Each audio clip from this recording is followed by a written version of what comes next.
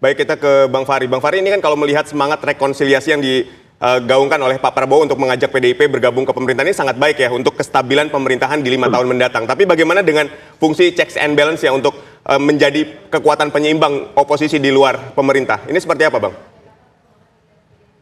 Ya, pertama-tama kita ini kan melakukan rekonsiliasi dan ikhtiar keberlanjutan dalam kerangka sistem, supaya kita juga punya tenaga besar untuk juga melakukan koreksi terhadap banyak kesalahan-kesalahan kita di masa yang lalu.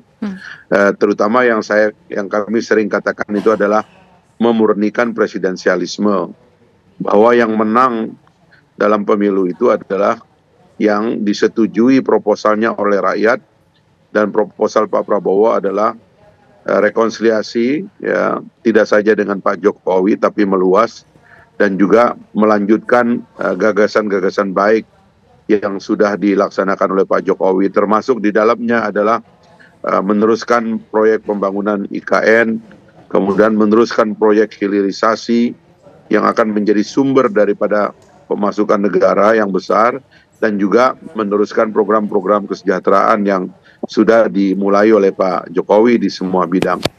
Nah, karena itulah sebenarnya siapa yang ingin bergabung tentu juga dia harus melampaui tahapan-tahapan itu. Pertama, tentu harus mengakui bahwa Pak Prabowo Gibran itu menang, dan menangnya itu sesuai dengan aturan perundang-undangan dan sesuai dengan keputusan Mahkamah Konstitusi. Jadi itu juga harus clear dulu, ya kan, jangan sampai kita ada di dalam tapi sebenarnya kita nggak sepakat dengan soal ini menang nggak, oh ini curang katanya segala macam, kan tidak boleh begitu, harus clear kan. Yang kedua, harus mengakui agenda rekonsiliasi, terutama yang dirintis oleh Pak Prabowo dan Pak Jokowi 2019, yang saya kira pada masa itu hampir semua partai terlibat dan mendukung. Nah, barulah yang ketiga adalah kita harus mau berterima kasih kepada kepemimpinan Pak Jokowi yang telah mengatur transisi yang baik sampai lahirnya pemerintahan baru yang akan melanjutkan pekerjaan-pekerjaan yang ada. Saya kira itu aja dulu yang paling penting. Soal sistem kita tidak akan korbankan. Dalam presidensialisme, presiden itu terlalu kuat, dia tidak bisa dijatuhkan oleh dewan. Jadi dewan itu ada di pihak manapun sebenarnya itu tidak terlalu penting. Dewan itu kan berhubungan dengan menteri-menteri aja. Dan dewan itu bagus kalau dia mengontrol menteri, kan bagus bagi presiden kan, bagus bagi rakyat. Kenapa? Karena span of control dari kerja presiden itu sangat luas. Presiden ini mengontrol 38 provinsi termasuk Jakarta, dan sekarang ada badan otorita di Kalimantan sana, 514 kabupaten kota, hampir 10.000 kecamatan, 78.000 desa, itu semua dikontrol oleh presiden. Jadi kalau ada pengawasan yang ketat dari DPRD di daerah, dari DPR RI, itu membantu pekerjaan presiden di dalam mengontrol jalannya pemerintahan.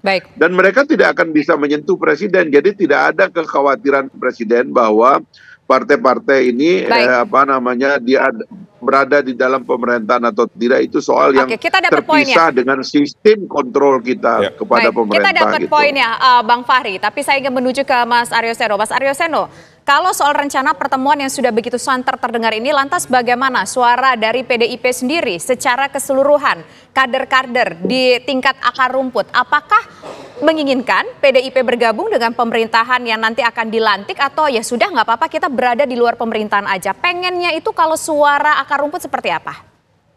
Ya, sejauh ini kan itu ekspresi politik kita menunjukkan suatu konsistensi. Artinya kan ini kita susah juga dalam konteks hari ini, saat orang itu bertemu dianggap ingin bergabung, saat tidak bertemu dianggap lantas itu otomatis bermusuhan.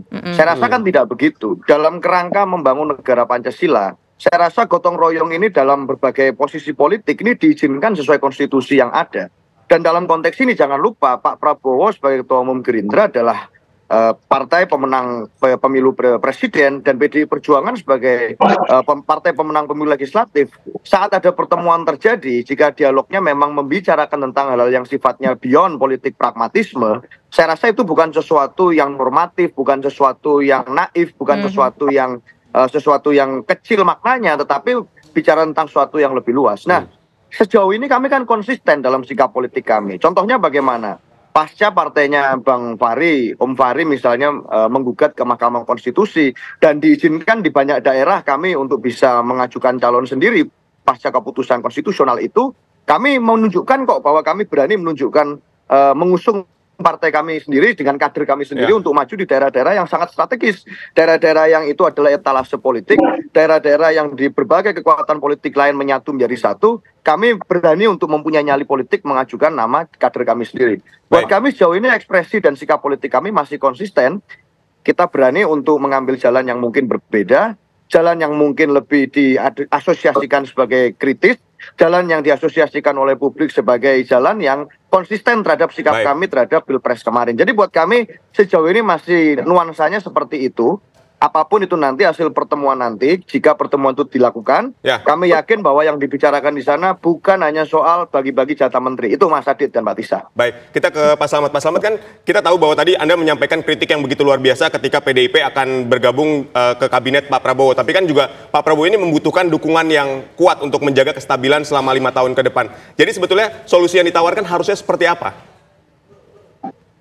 Ya, di dalam teori politik itu ada namanya teori topeng kekuasaan, maka kita bisa lihat bahwa upaya merangkul, upaya rekonsiliasi itu tentunya maknanya bercabang-cabang. Bisa saja merangkul dalam pengertian adalah menaklukkan lawan-lawannya. Sekaligus memasukkan lawan-lawan politik berarti menaklukkan lawan-lawannya. Nah, tentu saja menurut saya Prabowo membutuhkan keseimbangan di dalam bandul politik. Ketika misalnya di dalam koalisi Indonesia Maju, Partai Golkar adalah partai kedua pemenang pemilu legislatif. Berarti dia yang lebih banyak kursinya ketimbang Gerindra. Nah, kalau ada konflik antara Presiden Prabowo dengan Partai Golkar, maka Prabowo membutuhkan PDIP untuk menjaga keseimbangan. Begitu juga kalau ada konflik dengan PDIP, maka Prabowo membutuhkan Golkar. Disinilah Prabowo bertindak sebagai bandul kekuasaan, bagaimana ke kiri dan kanan.